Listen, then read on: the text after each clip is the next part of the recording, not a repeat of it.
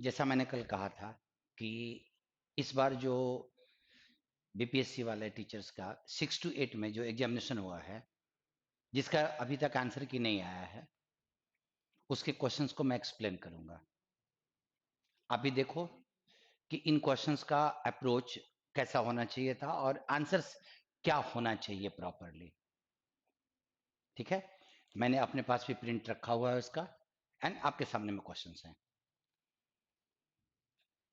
अब आप इस क्वेश्चन को देखिए, one who knows many languages, ये वन वर्ड सब्स्टिट्यूशन दिया हुआ है। वन वर्ड एक्सप्रेशन किसका? जिसका क्वेश्चन ऊपर में रखा हुआ है, जिसको बहुत सारे लैंग्वेजेस पता हो।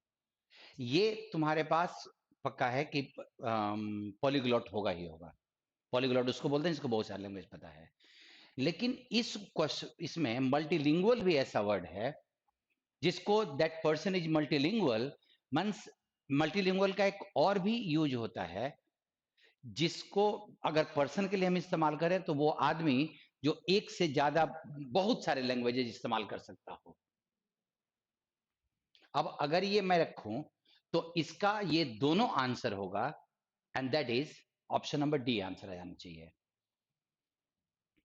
हार्ड टू प्लीज में जो बाकी के दोनों ऑप्शन दिए हुए हैं वो नहीं हो सकते, सिर्फ एक ही होगा, दैट इज फास्टिडियस को हार्ड टू प्लीज, जिसको खुश करना बहुत मुश्किल हो उसको फास्टिडियस बोला जाता है।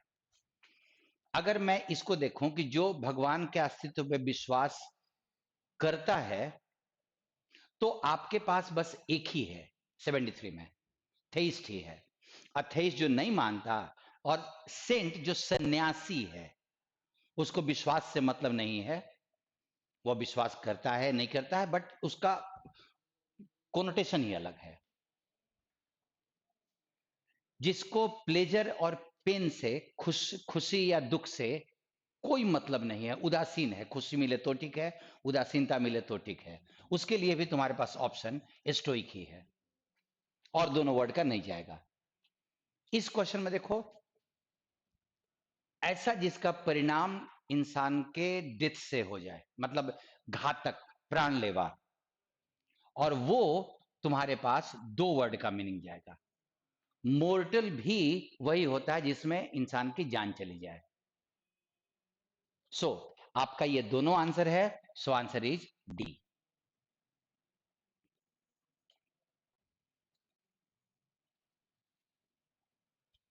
नोइंग एवरीथिंग, और कोई वर्ड नहीं जाएगा, सो आपका आंसर ए होगा। omniscient बोलते हैं वो जो सब चीज जानता हो, और जो वेजिटेबल पे रहता है उसको वेजिटेरियन कहा जाता है, क्योंकि इन दोनों का कोनोटेशन ही अलग है। कैनिबल वो जो इंसान का मांस खाए, नॉन वेजिटेरियन जो वेजिटेरियन नहीं खाए।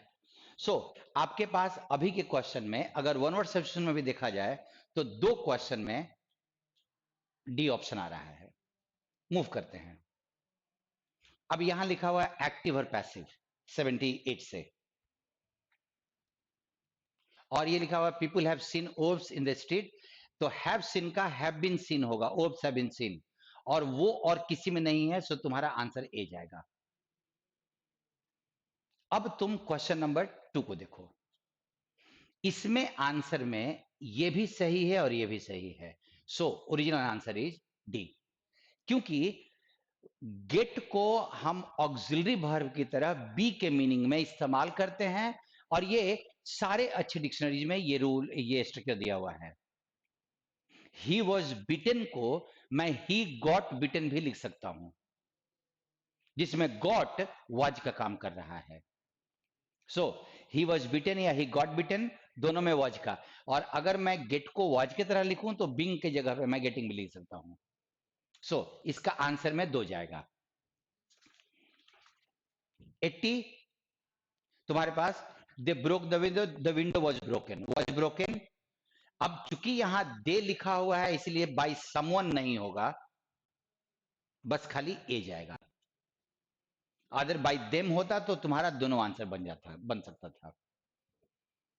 81 who did this, by whom was this done, this was done नहीं होगा, सो इसमें भी एक आंसर है।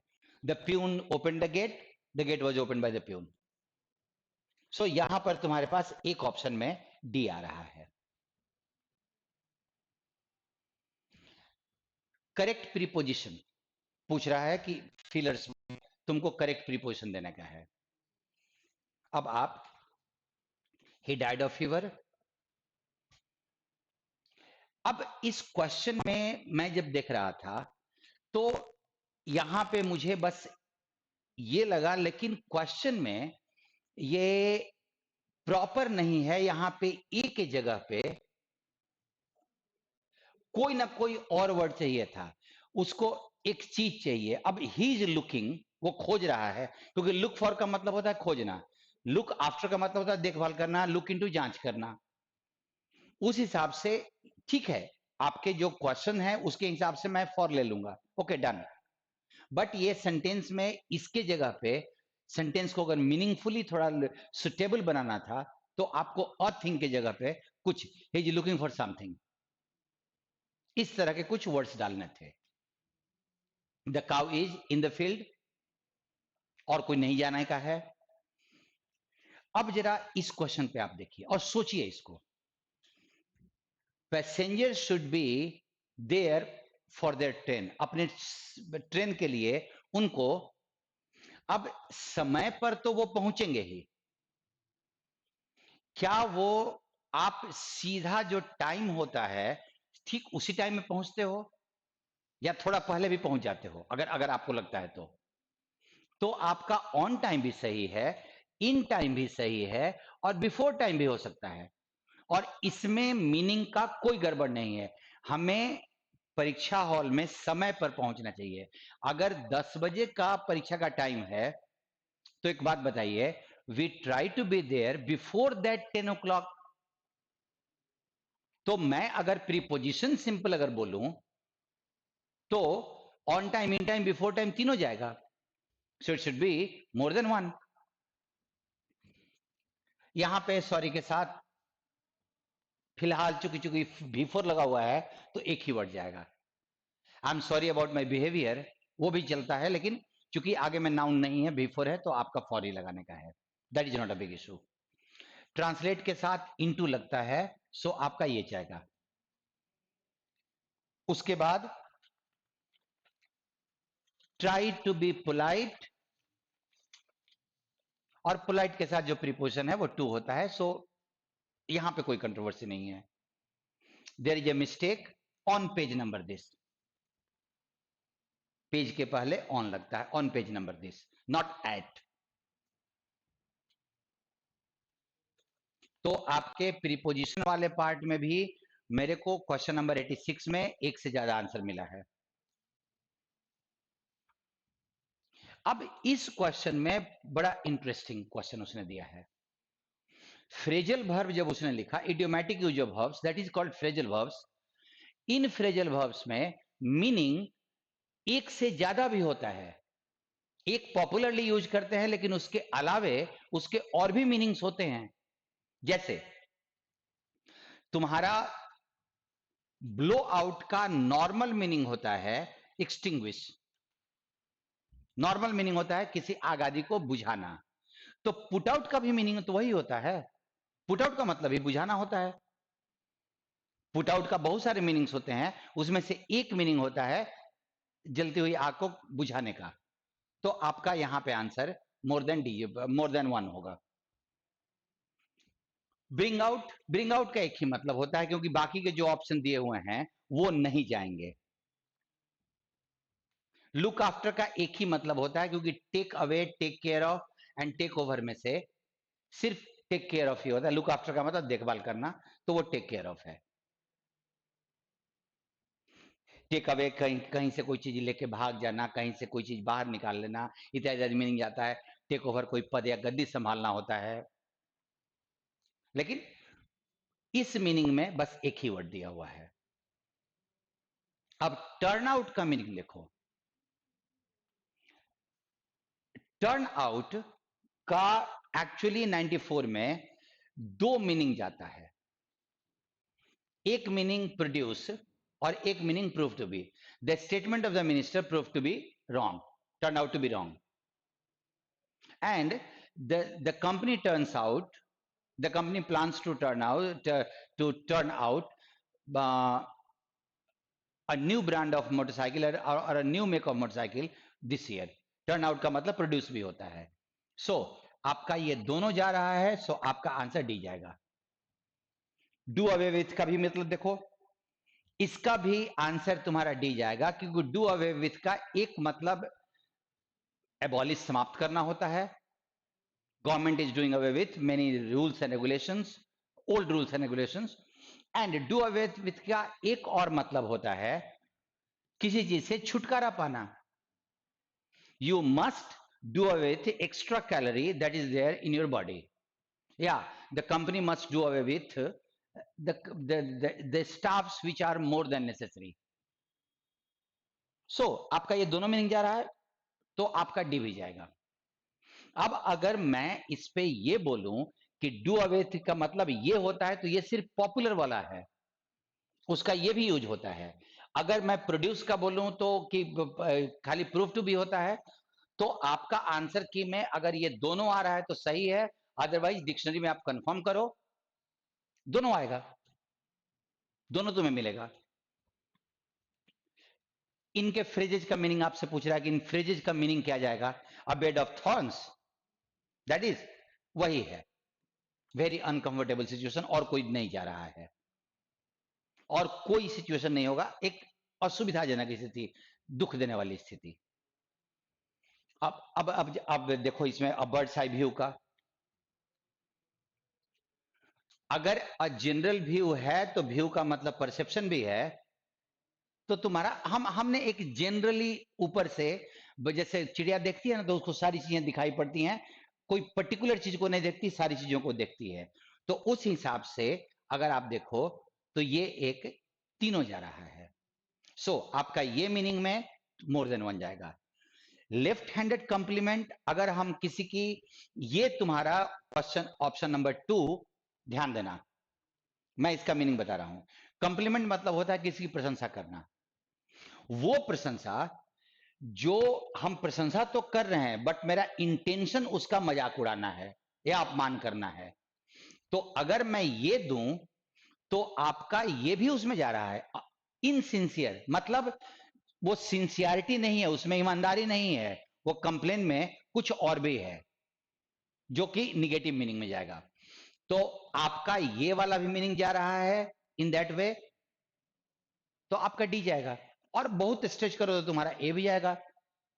अच्छा कॉम्प्लीमेंट नहीं, लेकिन अब मैंने उसको नहीं लिया. अब 99 देखो, मेडन स्पीच, यहां पे मेडन का मतलब होता है फर्स्ट, फर्स्ट स्पीच, जिसका स्टैंडर्ड का मीनिंग है तुम्हारा ऑप्शन नंबर ए. अब उसका ये वाला भी मीनिंग जा रहा है, first speech of a public figure. Speech कोई दे रहा है, उसका पहला स्पीच है, तो वो तुम्हारा सी भी जा रहा है उसमें.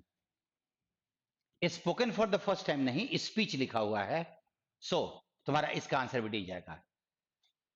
अब इसको देखो, अब तुम ये देखना कि अगर एप्रोप्रिएट मीनिंग दे रहा है, जैसे उसने कहा, तो ये दोनों का मीनिंग एक जगह पे है. अगर ये रेड लेटर डे बोला जाए, तो किसी आदमी के जीवन में या किसी देश के हिस्ट्री में कोई इंपॉर्टेंट दिन, तो हम उसको ये मीनिंग भी, उसको हम कैसे काटेंगे. हम ये काट रहे हैं कि ये ज्यादा अच्छा है, ये कम अच्छा है. शुभ दिन नहीं होगा, इंपॉर्टेंट डे होगा. हम इसको अगर बोलें कि ये बेटर है, ये 100% है, लेकिन ये रॉन्ग होगा ना. अगर तुम एक को चुन रहे हो, एक को गलत कर रहे हो, तो आप ये ध्यान रखना कि तुम्हारे पास इसका ये दोनों आंसर गलत हो जाएगा. अदरवाइज जरा एक बात समझिए कि अनकंफर्टेबल सिचुएशन है, तो वो प्लेस ऑफ कंफ्लिक्ट, झगड़ा भी हो सकता है. तो हम ये लें कि यहां पर कि ये वाला ज्यादा अच्छा है, तो कहीं भी an important day in whose, किसी के लिए भी, तो ये एक्सप्लेन किया हुआ है, तो मेरे हिसाब से ये और ये दोनों सही है. ये ज्यादा अच्छा. अब अगर मैं मान के चलूं कि आप बोलते कि बेस्ट, आपने एप्रोप्रिएट लिखा है, आपने बेस्ट नहीं लिखा है, अगर आप बेस्ट लिखते तो आंसर आपका एक ही आता, ऑप्शन नंबर बी। और अगर आपने एप्रोप्रिएट दिया है तो दोनों मीनिंग एप्रोप्रिएट है। It is an important day for me, it is a red letter day for me. और अच्छा समय किसकी जिंदगी में, जानवरों की जिंदगी में भी तो नहीं आएगा ना, आदमी के लिए या देश के लिए, हिस्ट्री के लिए ऐसा ही आता है। तो इंपॉर्टेंट डे और इसमें कोई अंतर नहीं पड़ता। Move next. फिर से लिख रहा है कि फॉलोइंग फ्रेजल वर्ब्स, एक फ्रेजल वर्ब वहां दिया, दूसरा फ्रेजल वर्ब यहां दिया, और सेम क्वेश्चन है कि दोनों का मीनिंग चाहिए, उसका प्रॉपर मीनिंग क्या है। अब गिव अवे का दो मीनिंग होता है, किसी चीज को छोड़ भी देना और किसी को डिस्ट्रीब्यूट भी करना। छोड़ना और डिस्ट्रीब्यूट करना दोनों होता है। So answer is more than one. Bargain for का तुम्हारे पास एक ही मीनिंग होता है, किसी से मोल जोल करके, किसी से संधि करके, बातचीत करके हम किसी सौदे मसविदा तैयार करते हैं, तो तुम्हारा यहां पे नेगोशिएट ही होगा। अकाउंट फॉर का दो मीनिंग जाता है। अकाउंट फॉर के एक्चुअली तीन मीनिंग्स होते हैं, बट यहां पे दो ही मीनिंग दिया हुआ है। अकाउंट फॉर का किसी चीज का कारण होना, ऑप्शन नंबर ए। किसी चीज को अच्छे से एनालाइज करना, ऑप्शन नंबर बी। दोनों मीनिंग जा रहा है। आंसर बैक, फिर से देख लो आंसर बैक का भी मीनिंग। आंसर बैक में इनफैक्ट तीनों मीनिंग जा रहा है। आंसर बैक का मतलब तुरंत रूखेपन से किसी बात का जवाब देना। और अब देखो, अब आंसर है रिप्रूफ, इमीडिएटली। रिप्रूफ का मतलब हम किसी को डांटे और उसने मेरे को तपाक से जवाब दिया, कड़े शब्दों में बोला तो हमने। दूसरा give a reply, answer back तो होगा ही होगा। और रिटोर्ट का मतलब ये होता है बात का पलट कर जवाब देना। सो इन अ वे इसका तीन मीनिंग जाएगा। अब आप देखते रहिएगा इसमें कितने मोर देन वन होता है। अब इसको देखो, बर्न डाउन का यहां पे बहुत क्लियर लिखा हुआ है। बर्न डाउन का मतलब होता है वही कि जलाकर किसी चीज को राख कर देना। तो डिस्ट्रॉय एक्चुअली यहां पे स्पेलिंग पेपर में भी गलत था। डिस्ट्रॉयड कंप्लीटली बाय फायर, हम मान के चलते हैं कि ये भी सही है। और सेट फायर मतलब किसी चीज में आग लगा देना। आग लगा रहे हैं तो ये दोनों मीनिंग जा रहा है। इसको देखिए, ब्रेकआउट। अब ब्रेकआउट में तो ब्रेकआउट का मतलब ही होता है किसी बुरी चीज का या किसी किसी भी घटना का अचानक शुरू हो जाना। और अगर आपने बिगिन दिया है तो स्टार्ट और बिगिन में अंतर तो है नहीं। तो इन दैट वे तीनों का मतलब शुरू होना होता है, तो मेरे हिसाब से तो तीनों जाना चाहिए। Carry on, go on, continue. Go on का मतलब meeting is going on, meeting is continuing. और कैरी ऑन का तो तुम्हारे पास इसका भी मतलब चार जाएगा। क्लोज डाउन, क्लोज डाउन का मतलब होता है किसी भी बिजनेस आदि को परमानेंटली बंद कर देना। तो तुम्हारे पास एक ही आंसर है। क्लोज इन का अगेन दो मीनिंग जा रहा है। जब किसी जगह पे चारों तरफ से घेर के धीरे धीरे नजदीक आना शुरू हो जाए, जैसे सेना मिलिटेंट्स को घेर ली and they are closing in, तो अप्रोच फ्रॉम ऑल साइड्स और कम नियरर दोनों मीनिंग में आएगा। The jungles are closing, the cities are closing in the jungles. अब चारों तरफ से घेर के नजदीक आना, he is closing in.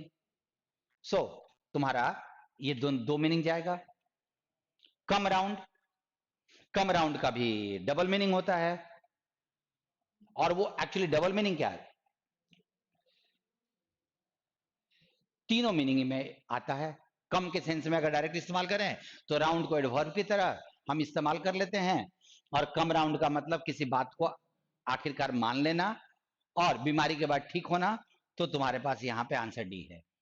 तो अब ये ध्यान दो कि एक, दो, तीन, चार, पांच, छ, सात, आठ, 10 में से 8 क्वेश्चन का एक से ज्यादा मीनिंग है। और उन्हें ये देना चाहिए, नहीं दे रहे हैं तो गलती कर रहे हैं वो। और इसमें कोई ऐसा नहीं है कि कोई बेटर है और कुछ और है। नाउ 111 से 115, अभी आप ध्यान दो। तुम्हारा तो ही explained that he never admit, वो सही है। I am waiting for, was waiting for, told नहीं होगा क्योंकि टोल्ड के बाद ऑब्जेक्ट आना जरूरी होता है, तो सेड वाला जाएगा 13 में। अब 13 और 15 का आंसर आप चेक कीजिए। अब ध्यान दीजिए, I took it home with me. She said she had taken it home with her. She told वाला तो गलती हो जाएगा। She said that, अब एक जगह पे that लगाया है और एक जगह पे that नहीं लगाया है, बस बाकी सब चीजें एज इट इज हैं। अब नरेशन का ये रूल होता है कि अगर आपके पास दो ऑप्शन मिले और एक में दैट लगा हुआ है और एक में दैट नहीं लगा हुआ है, तो आप दैट वाले को सिलेक्ट करना, ये नरेशन का रूल है। अगर उन्होंने इसका, और सेम क्वेश्चन यहां भी था, हैव बीन वेटिंग का हैड बीन वेटिंग हो जाएगा, और एक में दैट लगा हुआ और एक में दैट नहीं लगा है, he said that and he said. तो अगर उन्होंने मोर देन वन दिया तो वो नरेशन के नियम का वायलेशन कर रहे हैं in terms of giving questions, not in terms of writing.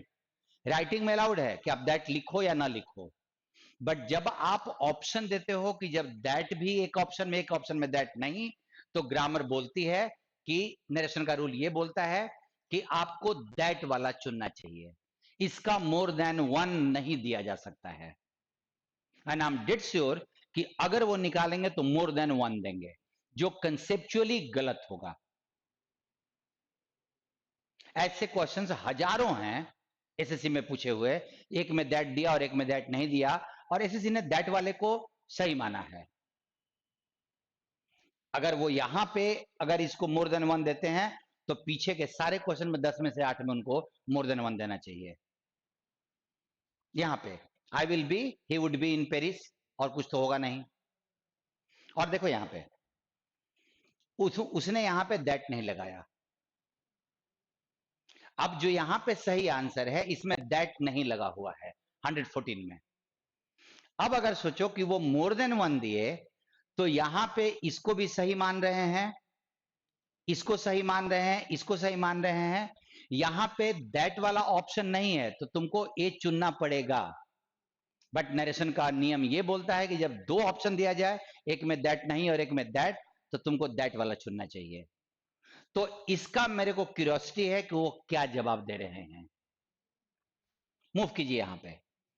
अब इस क्वेश्चन में तो मेरे को ऐसा अटपटा दिखाई पड़ा।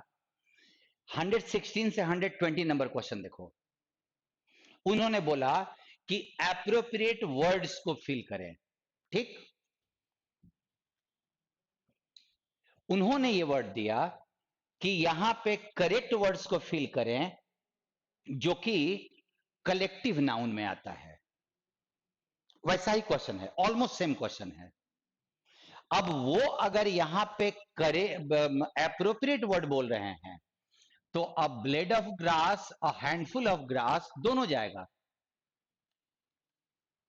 मेरे को कलेक्टिव नाउन तुमने नहीं बोला है, मेरे को ऐसा वर्ड बोला है जो वहां पे फिट हो जाए। यहां पे a handful of sand, a grain of sand, speck का तो मीनिंग ही उन्होंने गलत दिया था, स्पेक का वो होगा नहीं। तो यहां भी डी जा रहा है, यहां भी डी जा रहा है। A bucket of glass, sorry a bucket of water, a glass of water, a drop of water, कुछ भी जा सकता है, वो एप्रोप्रिएट वर्ड की बात है। पानी कितना है, who knows. A speck of dust, a handful of dust, क्या मतलब बनता है, सब जाएगा। मेरे को एप्रोप्रिएट वर्ड बोल रहे हो। A bundle of paper, a sheet of paper, कुछ भी जाएगा। तो इसमें तो पांचों में ऑप्शन डी जाना चाहिए। मेरे को तुमने कलेक्टिव नाउन नहीं बोला, खाली बोला कि जो वर्ड्स एप्रोप्रिएट है उसको फिट करो। ठीक है, पांचों डी दें वो। मूव कीजिए इन क्वेश्चंस में। टेंस फॉर्म, अब उन्होंने दिया टेंस फॉर्म। अब टेंस फॉर्म देने का एक सिस्टम ये होता है कि आपको एक ही वर्ब के 4 फॉर्म देने चाहिए ऑप्शन में, यहां दे रहे हो तो 3 दो। अगर आप वर्ड को बदल रहे हो तो सिर्फ ये टेंस नहीं है, टेंस नहीं है सिर्फ, अब आप वर्ड के यूसेज भी देख के दे रहे हो। और अगर वर्ड का यूसेज अगर देखें तो Cuttack stands on the Mahanadi and Cuttack sits on, sit का भी एक मतलब सिचुएटेड होता है, ये दोनों जाएगा। टेंस वाले फॉर्म में मैं एक एडवाइस देना चाहूंगा क्वेश्चन सेटर्स को कि जब आप टेंस पूछो तो वर्ड्स के यूसेज मत दो, सिर्फ उस एक ही वर्ब के 4 फॉर्म दो। My house faces south and in a way look south भी हो सकता है, तो यहां भी 4 जाएगा। आई फील टायर्ड, क्योंकि थका हुआ है तो महसूस ही करेंगे। I think you are wrong, I feel you are wrong. अब ये महसूस करना या सोचना, क्योंकि सोचने की बात है, आई एज्यूम, तो इस हिसाब से भी आप क्या कर रहे हो, अगर आप टेंस का फॉर्म दे रहे हो, लिख रहे हो, आपके टेंस फॉर्म डालो, और सारे वर्ब का फॉर्म आप एक ही वर्ड दे रहे हो, तो आप फीलर बोल रहे हो, डायरेक्शन में टेंस लिखे हो, डायरेक्शन में टेंस लिख के यहां पे आप अलग अलग वर्ड डाल रहे हो, तो ये टेंस का कहां स्ट्रक्चर है? सारे वर्ब का यहां पे देखो, मैं टेंस बोल सकता हूं यहां पे भी, लेकिन अगर फेसेज और लुक्स दोनों का मीनिंग सेम है, सिचुएशन सेम हो सकता है, यूज किया जा सकता है, तो ये टेंस नहीं है, ये वर्ड के फीलर्स हैं। तो फिर यहां पे I feel, I think, I assume मैं खींच के ले सकता हूं।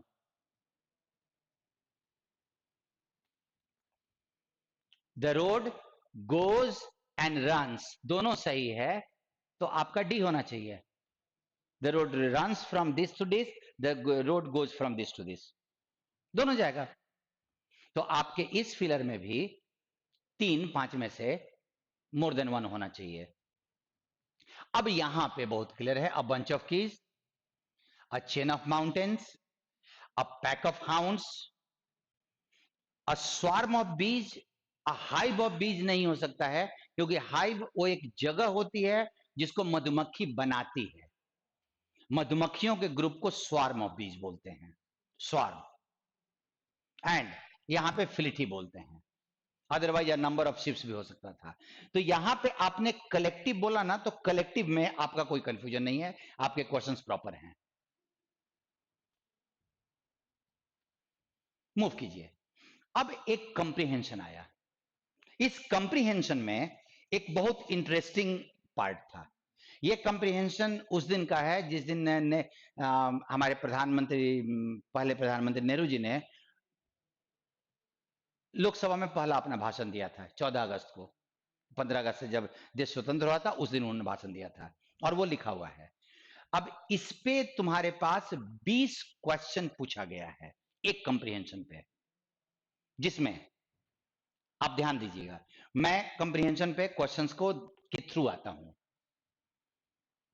जब आपने बोला, हाँ यहां पे बड़ा इंटरेस्टिंग है, यहां पे उन्होंने जो क्वेश्चन दिया उसमें डायरेक्शन नहीं था, उन्होंने पूछा कि ट्रस्ट विथ डेस्टिनी का मतलब क्या होता है। अब ट्रस्ट का मतलब होता है a secret meeting. In questions को जब मैं देख रहा था कल, तो मेरे को एक चीज दिखाई पड़ा कि एक से ज्यादा ऑप्शन है, लेकिन जो बेस्ट ऑप्शन है चुनने के लिए वो आपका अप्रोच है उनका, क्योंकि मीनिंग बहुत सारा, अगर सीक्रेट मीटिंग है तो मीटिंग भी हो सकता है, लेकिन ट्रस्ट विद डेस्टिनी का अगर मीनिंग पूछ रहे हो तो it should be only one.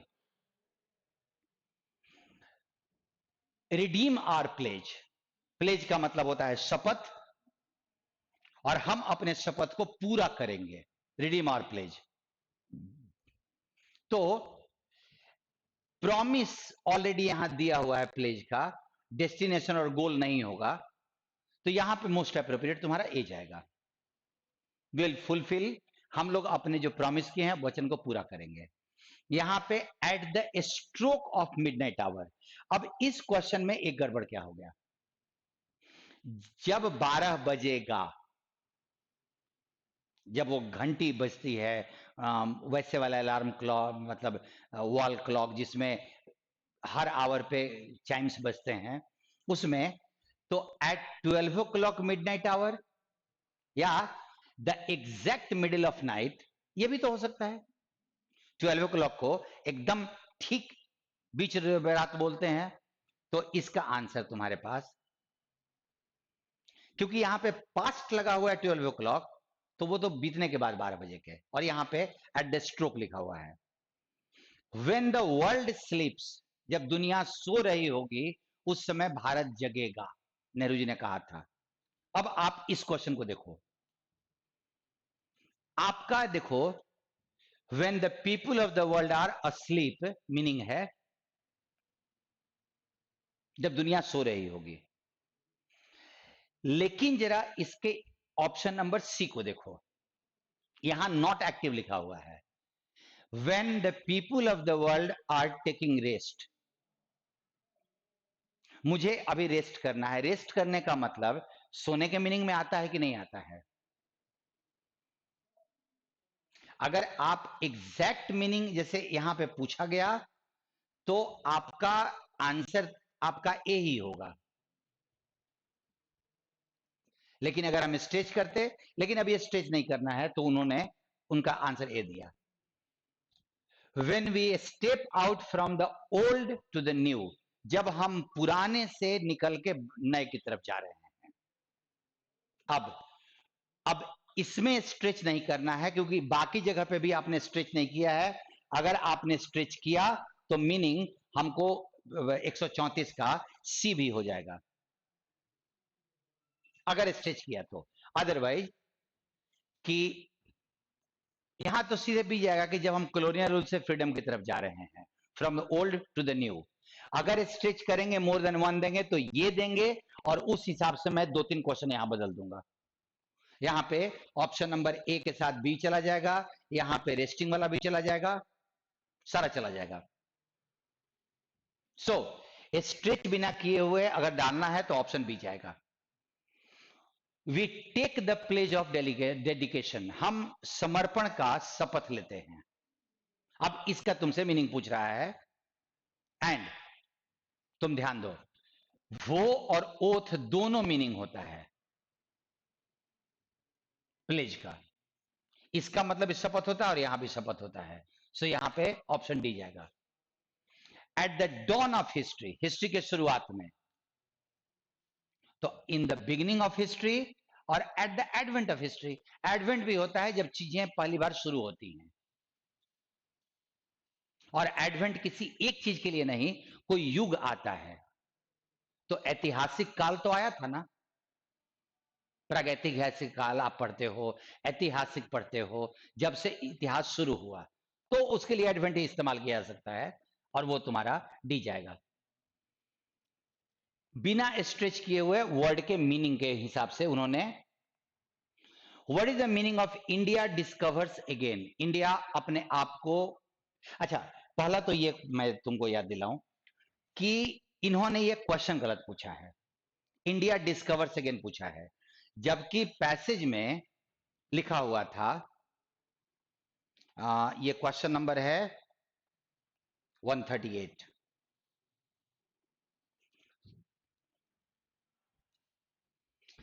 India discovers her self again, India discovers again का कोई मीनिंग नहीं आएगा। भारत ने एक बार और खोजा, किसको? किसको खोजा? जबकि नेहरू जी ने लिखा था, उन्होंने कहा था भारत अपने आप को एक बार और प्राप्त करेगा, खो चुका था बीच में 200 साल अंग्रेजों के समय में, वो एक बार और प्राप्त करेगा। तो आपने तो क्वेश्चन देके इस क्वेश्चन को आपने मीनिंगलेस कर दिया, जबकि आपके पास आपने क्वेश्चन में हर सेल्फ लगाया है। क्यों? जब आपका ये क्वेश्चन है तो आप हर सेल्फ क्यों लगा रहे हो? इसका मतलब कि आपने क्वेश्चन आंसर में डिस्कवर्स हर सेल्फ आपको देना होता। आप सोचिए इन क्वेश्चंस को, क्योंकि अगर ये एग्जामिनेशन कैंसिल नहीं हुआ तो आपके सामने में की आएगा, और ये बात आपके कैरियर की है। तो किसी और की गलती से आप झेलें, मेरे को लगता है कि ये सही नहीं है। अगर 138 को स्ट्रेच भी करें तो discover, India renews herself again, India finds herself again, gets नहीं जाएगा, तो इन अ वे गेट्स भी जा सकता है, तो सारा मीनिंग जा रहा है। बट मेरे हिसाब से ये क्वेश्चन ही गड़बड़ है। 139 उस हिसाब से अगर देखा जाए तो यहां पे हमको ये लेना होगा 139। अब देखो तो, तुम क्वेश्चन को पढ़ो, तुमको कोई मतलब नहीं समझ में आएगा। तुम क्वेश्चन पढ़ो, why is it with the meaning of sorrow. इस सेंटेंस का अर्थ क्या है? Why is it with the meaning of sorrow. इस क्वेश्चन को आप देखिए, जबकि आपके पैराग्राफ में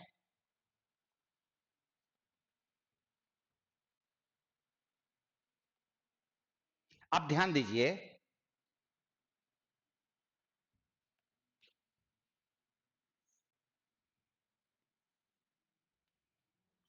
heavy with the memory of this sorrow. Memory of the sorrow, उस दुख की याद आ रही है। और आपने जब क्वेश्चन पूछा तो प्रिंटिंग मिस्टेक में आपने मेमोरी की जगह पे मीनिंग कर दिया, और अब आप पूछ रहे हो कि इसका मीनिंग क्या होगा। सेंटेंस मीनिंगलेस है, सेंटेंस का कोई अर्थ नहीं निकल रहा है।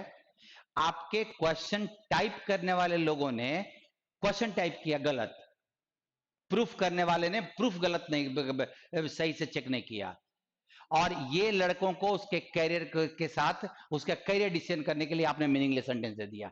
अब इसका क्या मीनिंग दिया जाए, आप सोचें इसको। अब इस क्वेश्चन का मैं क्या मीनिंग दूं? मैं ये मान के चलूं कि आप वहां मीनिंग की जगह पे मेमोरी लिख रहे हो, तब तो बहुत जगह पे मेरे को कुछ भी कुछ मान लिया जाए कि तुमने यहां ये नहीं लिखा है, वो लिख दिया है। आपके पास 38 and 39 both questions were wrong, इसलिए इसका जवाब का कोई मतलब नहीं बनता है। In what does the service of India consist according to the author. अब सर्विस ऑफ इंडिया अगर आप वो किस में है 140, तो आपका 140 का कहीं पे वो क्लियर क्लियर लिखा हुआ था, मैंने अपने कंप्रीहेंशन में उसको इसका आंसर है, इसका आंसर बी आएगा, क्योंकि उसको आपको लोकेट तो कराना होगा ना कि लोकेट कहां पे है।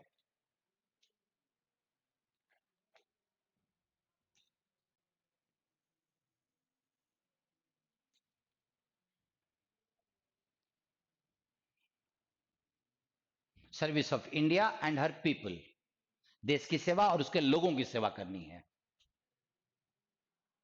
तो और ये कहीं और भी था, मुझे जहां तक याद आ रहा है,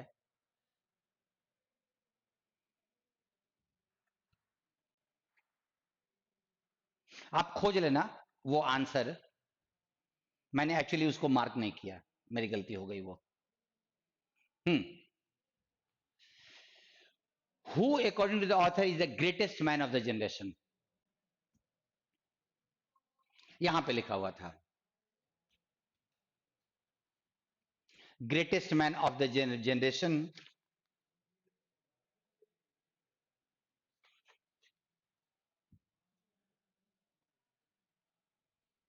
लेकिन यहां नाम नहीं दिया हुआ है, और आप यहां पे पूछ रहे हैं तो कोई प्रॉब्लम नहीं है, यहां तो मेरे को सीधे नन ऑफ दिस डालना होगा।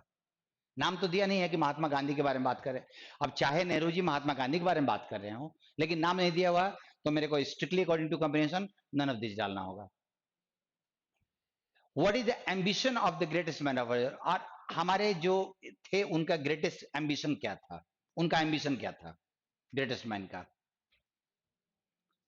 To wipe out every tear from every eye, हर किसी के आंख से हर आंसू के बूंद को पोंछना। और आप अगर इसको देखो तो आराम से आपको समझ में आएगा कि sorry,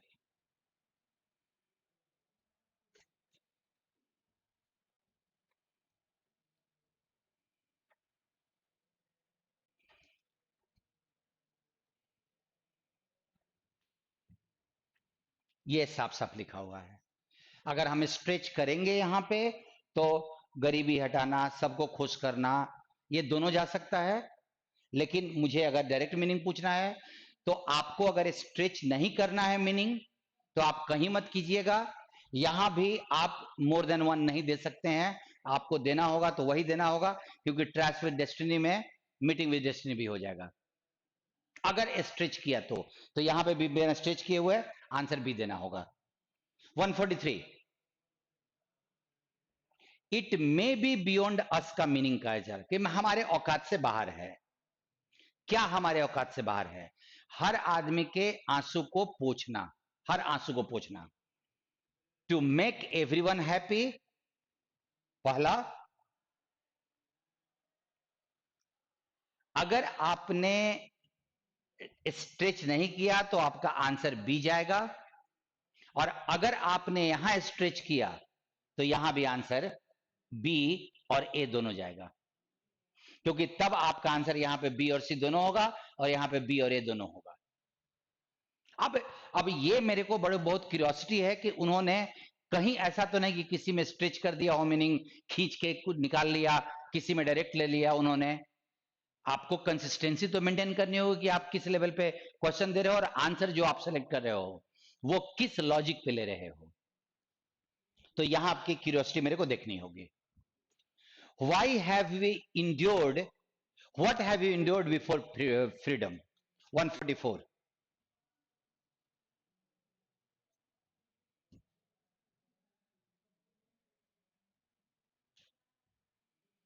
we have endured all the pains of labor, we have endured all the pains of labor, बस इतना ही लिखा हुआ है। अब देखिए जरा इसका इंटरेस्टिंग क्वेश्चन।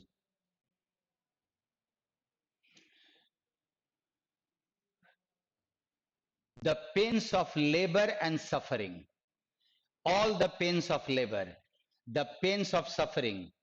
अब अगर आंसर में स्ट्रेच किया जाए और आंसर सी दिया जाए तो ए और बी दोनों सही हो जाएगा, और नहीं तो direct strictly according to comprehension डालना है तो मुझे all the pains of labour देना होगा बिना स्ट्रेच किए हुए, एज इट इज, ये सारे में एज इट इज देना है। तो how long our work will not be over, कब तक हमारा काम खत्म नहीं होगा?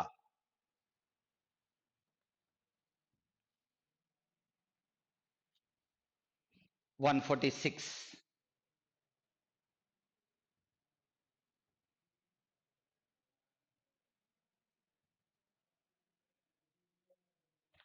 कब तक हमारा काम खत्म नहीं होगा?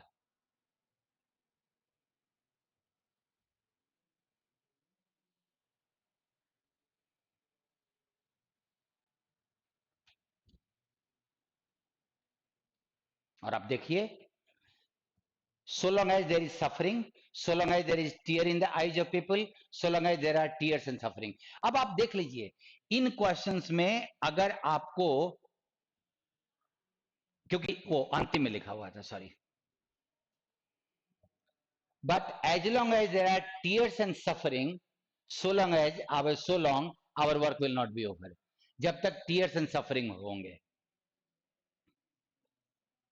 तो हमको अगर स्ट्रिक्ट अकॉर्डिंग टू पैसेज डालना है तो I have to go for C. What kind of responsibility and pen, what kind of responsibility, freedom and power enjoin us? इस क्वेश्चन को यहां पे देखो, freedom and power brings us responsibility, वो हमारे लिए रिस्पॉन्सिबिलिटी लाती है, फ्रीडम और पावर। और ये पूछा है, आप ध्यान देना इन क्वेश्चंस को, कि व्हाट काइंड ऑफ रिस्पॉन्सिबिलिटी। उसने पहले लिखा, नेहरू जी ने कहा कि पहले ये दोनों रिस्पॉन्सिबिलिटी लाती है। The responsibility rest upon this assembly, और ये रिस्पॉन्सिबिलिटी इस असेंबली पर डिपेंड करती है। रिस्पॉन्सिबिलिटी कौन सी है वो नहीं बताया है। अ sovereign body representing sovereign people of India, ठीक है। रिस्पॉन्सिबिलिटी कौन सी है, अगर मुझे स्ट्रिक्ट जाना है अकॉर्डिंग टू कंप्रीहेंशन, तो मुझे नन ऑफ दिस देना होगा। और अगर आपने इसमें से कोई भी दिया तो तीनों जाएगा। और तब ये पूरा का पूरा लॉजिक के अनुसार स्ट्रेच आपने किया तो पूरा का पूरा लॉजिक जाएगा यहां का, समझिएगा। पूरा का पूरा लॉजिक भी सारे कंप्रीहेंशन का answer D D D D D D होता चला जाएगा अगर स्ट्रेच किया तो, क्योंकि पैसेज के अनुसार कुछ नहीं लिखा हुआ कौन सी रिस्पॉन्सिबिलिटी है। मूव कीजिए। What does the future beckon us?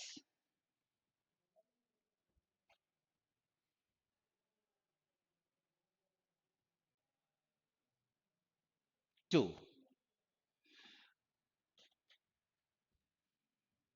The past is over and it is the future that beckons us to us now. Past बीत गया है और फ्यूचर हमको बुला रहा है। और आपने पूछा है कि फ्यूचर हमको किस लिए बुला रहा है, किस कारण से। मतलब अब आप लिख रहे हो कि future beckons us to fulfil our promise, to fulfil the pledges made by us, the future beckons us to redeem our pledges made earlier and now. और इसमें आप जरा देखो कि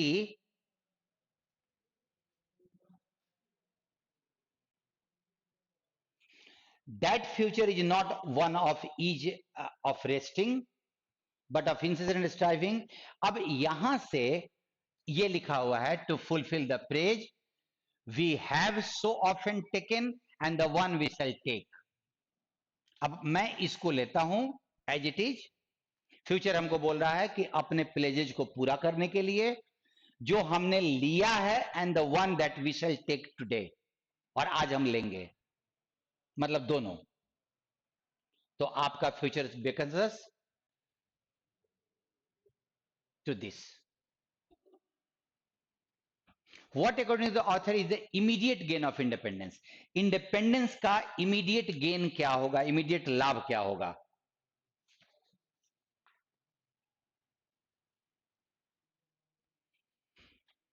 India discovers herself again. Independence will end the period of ill fortune. Independence gave us opportunity to build India. अब जरा आप देखो इसमें 148 में इंडिपेंडेंस